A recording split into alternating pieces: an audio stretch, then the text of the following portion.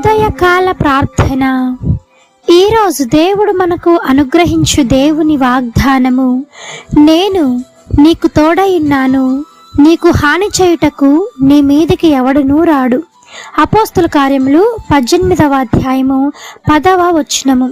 ఈ యొక్క వాక్య భాగము ద్వారా దేవుడు ప్రత్యేకంగా నీతో మాట్లాడుతూ ఉన్నాడు.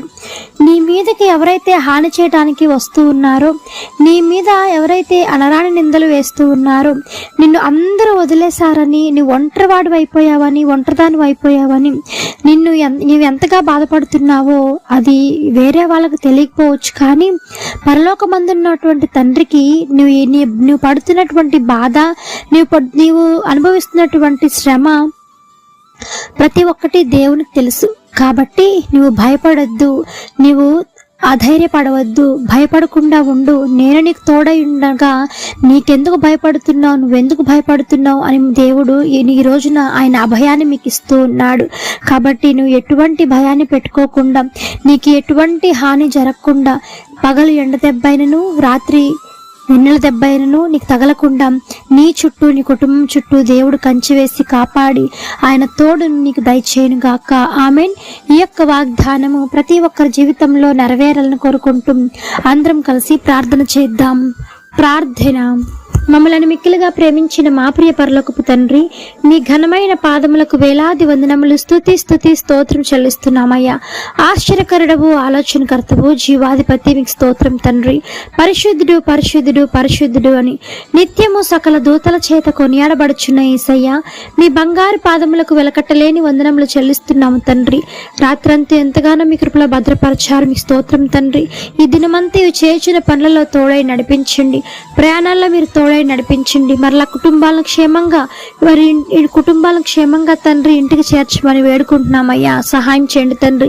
ఇచ్చిన వాగ్దానములు మీరు స్థిరపరచండి, బలపరచమని, ఆశీర్వదించమని వేడుకుంటున్నాం తండ్రి. ప్రతి ఒక్కరి పట్ల అపవాది ఎటువంటి హాని చేయకుండా వారి పట్ల మీ కృపా కాపుదల దయచేయమని వేడుకుంటున్నామయ్యా. తండ్రి, వివాహాలను జరిగించండి, నేను బిడ్డలు లేని వారి గర్భాలను తెరవండి, యేసు నామములో సహాయం చేయమని అడుగుతున్నామయ్యా. పరీక్షలకు వెళ్తున్న వారి పట్ల మీ కృప చూపించండి.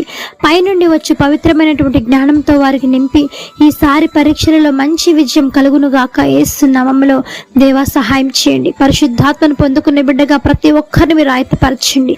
నా ఆత్మ లేనివాడు నా వాడు కాడు అని సెలవిస్తున్న రీతిగా ప్రతి ఒక్కరూ మీ యొక్క ఆత్మను కలిగి, మీ యొక్క మనస్సును కలిగి జీవించేలాగా సహాయం చేయమని అడుగుతున్నామయ్యా.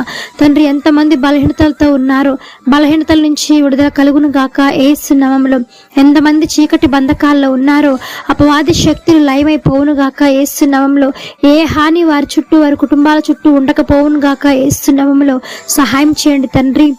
ఆది నుంచి అంతవరకు తోడై నడిపించండి. ఈ దినమున పెళ్లి రోజులు, పుట్టినరోజులు జరుపుకుంటున్న వారికి మీరు ఇచ్చినటువంటి నూతన దయా కిరీటాన్ని బట్టి మీకు స్తోత్రము రాజా. తండ్రి, అటు కిరీటంను ప్రతి ఒక్కరిపైన ఉంచమని వేడుకుంటున్నాం తండ్రి. దయా కిరీటాన్ని ఉంచండి నాయన, ప్రేమ కిరీటాన్ని ఉంచమని వేడుకుంటున్నాం తండ్రి. సహాయం చేయండి. దూరదేశంలో ఉంటున్న ప్రతి ఒక్కరు మీరు జ్ఞాపకం చేసుకోనండి. కుటుంబాలకు దూరంగా తండ్రి నాయన తండ్రి, ఎంతమంది నన్ను ఉద్యోగాలు చేసుకుంటూ కాలేజీలో చదువుకుంటూ ఉన్నారు, అటు వారందరినీ మీ కృపలో భద్రం చేసి వాడుకోమని వేడుకుంటూ ఈ యొక్క ఉదయకాల దీవెళ్ళు మా అందరిపైన కుమ్మరించమని యేసే నామమున అడిగి వేడుకొని పొంది ఉన్నాము తండ్రి. ఆమేన్. ప్రార్థించండి, విశ్వాసం ఉంచండి, మీరు తప్పకుండా అద్భుతాలను చూస్తారు. దేవుడు మిమ్మల్ని దీవించును గాక. ఆమేన్. God bless you.